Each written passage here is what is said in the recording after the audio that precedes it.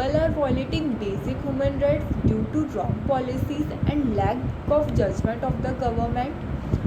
Are social injustice and corruption being encouraged? Hello everyone, my name is Trapti Parekh. Currently, I am working as a legal intern in Lexis and Company. In this video, we will discuss who can file a PIL.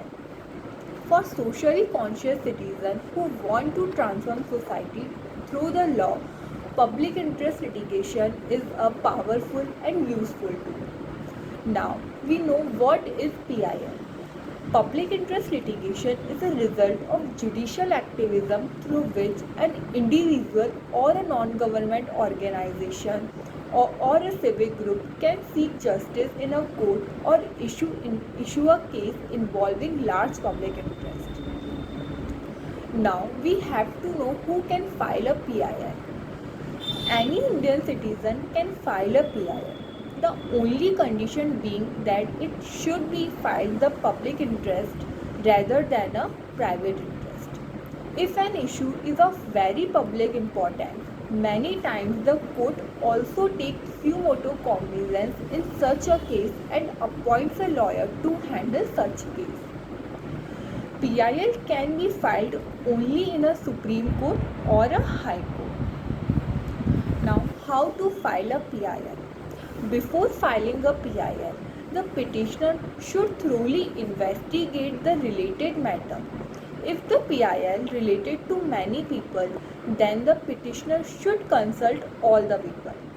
One person has decided to file a PIL, he should collect all the relevant information and document to strengthen his case.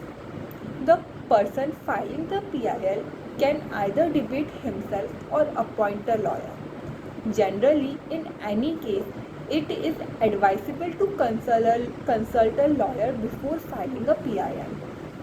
If a PIL is filed in the High Court, then 2 copies of petition have to be submitted in the court.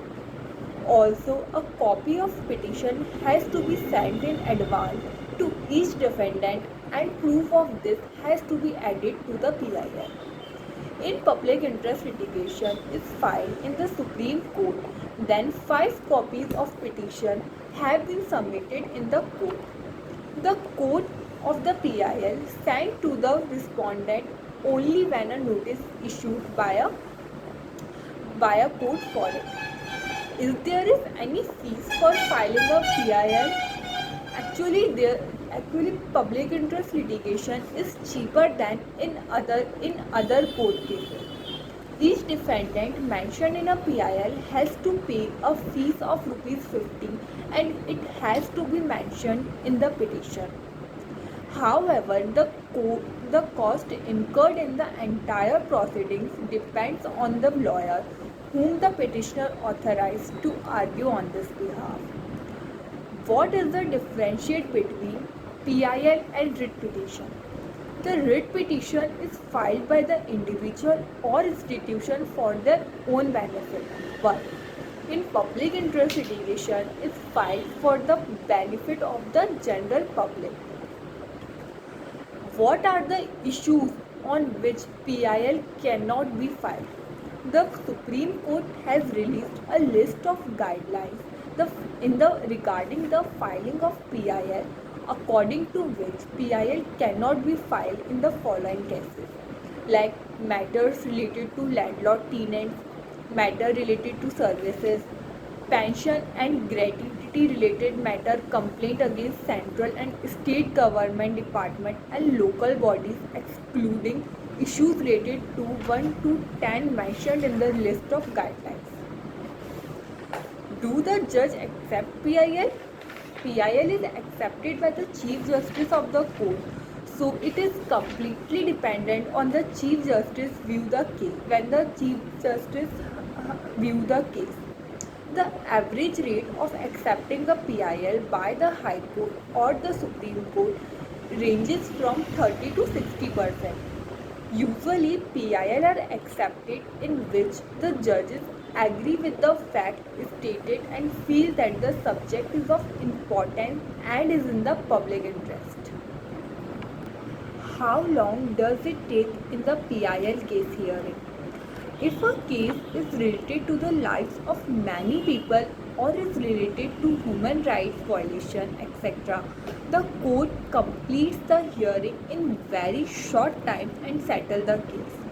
But in general, due to accumulation of excessive public interest petition in court, it takes year to hear and settle case. However, during the hearing, the court can give instruction the officials to do some work if needed.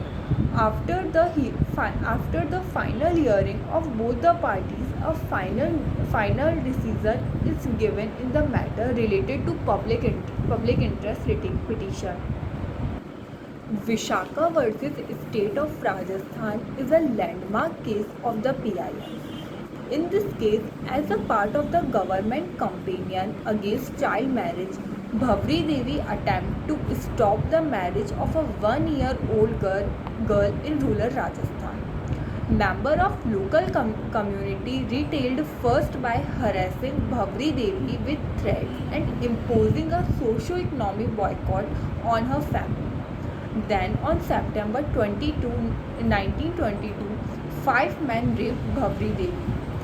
Bhavri Devi faced numerous obstacles when she attempted to seek justice. Frustrated by the criminal justice system's inability to provide tangible remedies restored the dignity of the victim, Nana Kapoor, a lawyer who had attended Bhavri Devi's criminal trial, decided to initiate a PIL case against action in the Supreme Court to challenge sexual harassment in the workplace. The Vishaka writ petition was filed in 1992 in the name of the 5 NGOs against the state of Rajasthan, its Women and Child Welfare Department, its Department of Social Welfare and the Union of India. The Vishaka judgment recognized sexual harassment as a clear violation of the fundamental consultation right to inequality, non-discrimination, life and liberty, as well as right to carry out any occupation. The guidelines directed toward employers included a definition of sexual harassment, a list of steps for harassment prevention, and a description of the complaint procedure to be strictly observed in all workplaces for the prevention and enforcement of the right and gender equality. The case has thus been described as a path-breaking, one of the most powerful legacies of the PIL case, and a trendsetter that created a revolution.